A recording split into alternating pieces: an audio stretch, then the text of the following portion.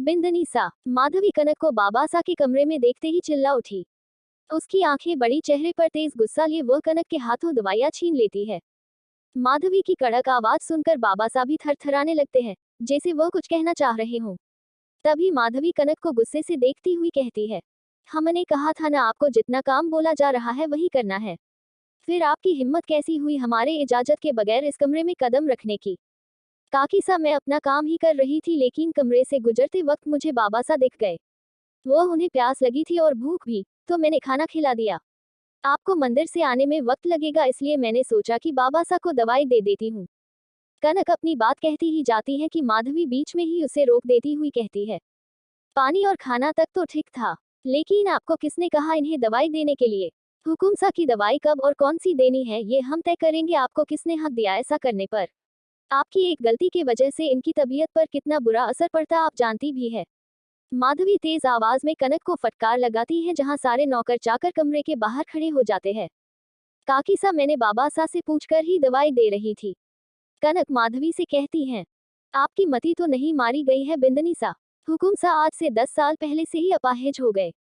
वह न किसी की बात सुन सकते हैं और न बोल सकते हैं, ऐसे में आप उनसे ही पूछ रही थी उनकी दवाई के बारे में।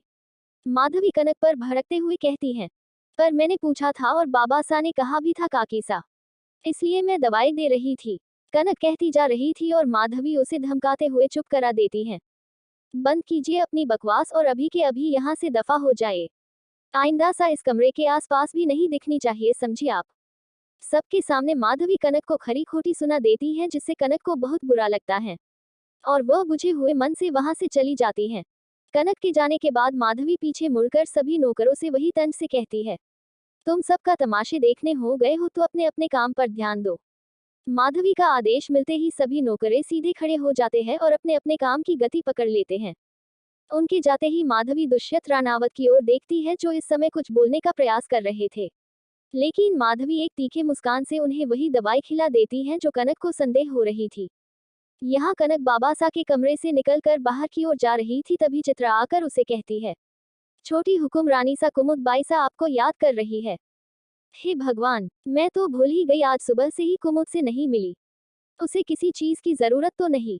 कहते हुए कनक अपने सर पर टिप मारते हुए कुमुद से मिलने दौड़ी चली जाती है। कुमुद कमरे में उदास होकर बैठी हुई थी। तभी कनक उसके पास आती है। ये क्या कुमुद, तुम अभी तक तैयार नहीं हुई? क्या हुआ कुमुद, कोई बात है? तुम इतनी डरी हुई सी क्यों हो? और तुम्हारे चेहरे पर ये 12 क्यों बजे हुए हैं?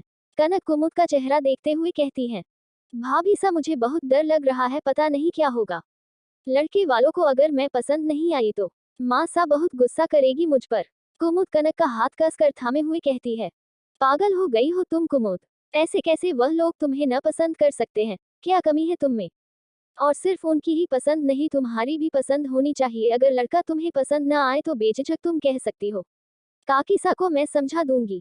उद्धरण चिन्ह। लेकिन भाभी सा, लेकिन वेकिन कुछ नहीं। अब तुम अपना मूड ठीक करो, वरना लड़के वाले कहेंगे अरे ये लड़की है या टेंशन की दुकान। कनक की बात पर दोनों ही खिलखिलाकर हंस पड़ती है। अच्छा ये बताए भाभी सा, आप इतनी देर से कहाँ थी? कुमुद तैयार होते हुए कनक से कहती हैं, जिससे कनक का चेहरा उदास हो जाता है। क्या हुआ भाभी सा, आप उदास क्यों हो? क्या भाई सा से बात हो गई आपकी? कनक कुमुद को परेशान नहीं देखना चाहती थी, इसलिए वो रात की बात कुमुद से नहीं कहती है। माधवी के साथ हुए बहस पर भी कनक कुमुद को बताकर परेशान नहीं करना चाहती थी, इसलिए वह कुछ नहीं कहती है। ओम शंकर का नाम सुनते ही कनक को बीती रात वाली बात याद आ जाती है और उसका चेहरा रुबांसा हो जाता है। कनक का चेहरा उदास देखकर कुमुद कनक से कहती हैं, क्या हुआ भाभी सा, आप उदास हो गई? भाई सा ने कुछ कहा आपसे? कुछ नहीं कुमुद, तुम आज के दिन इन सब बातों पर ध्यान मत दो, आज का दिन तुम्हारे लिए बहुत स्पेशल है। भाभी सा एक बात कहूँ, आप मेरी शादी में रहोगे न मेरे साथ? कैसी बात कर रही हो कुमुद, मैं तो हमेशा तुम्हारे साथ रहूंगी, तुम बिल्कुल भी चिंता मत करो। कनक कुमुद को विश्वास दिलाते हुए कहा, और अब तुम कुछ भी नहीं बोलोगी? हमेशा से तुम मुझे तैयार करती हो, आज मैं तुम्हें अच्छे से तैयार करूंगी।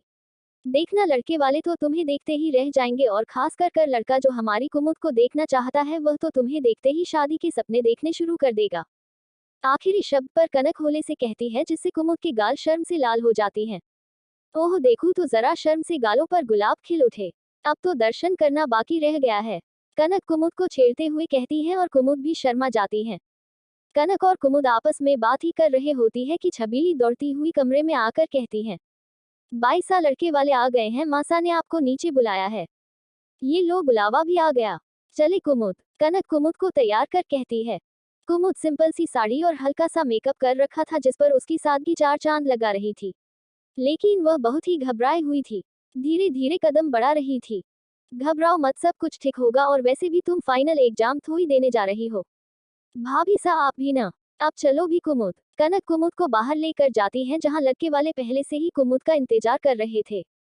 आओ बेटा कुमुद। भारद्वाज भाई साहब, ये है हमारी इकलौती बेटी कुमुद। कुमुद सबको नमस्ते करते हुए आती है।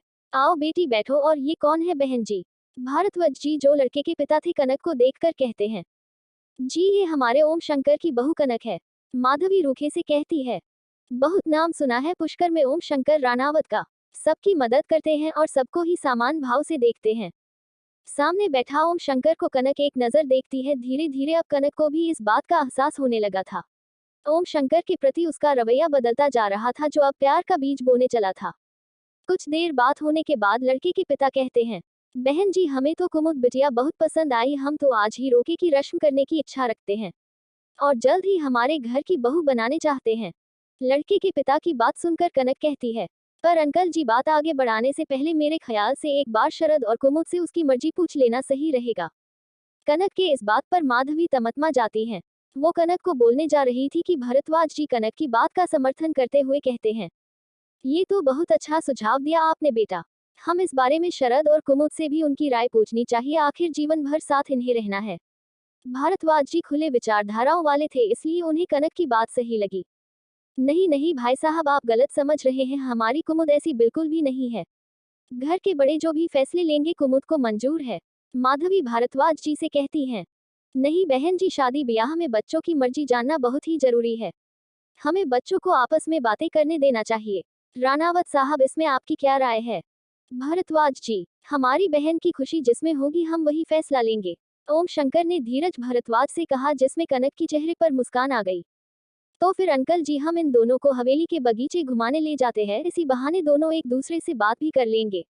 कनक चाहते हुए कहती हैं। और कुमुद शरद को हवेली के बगीचे घुमाने ले जाती हैं।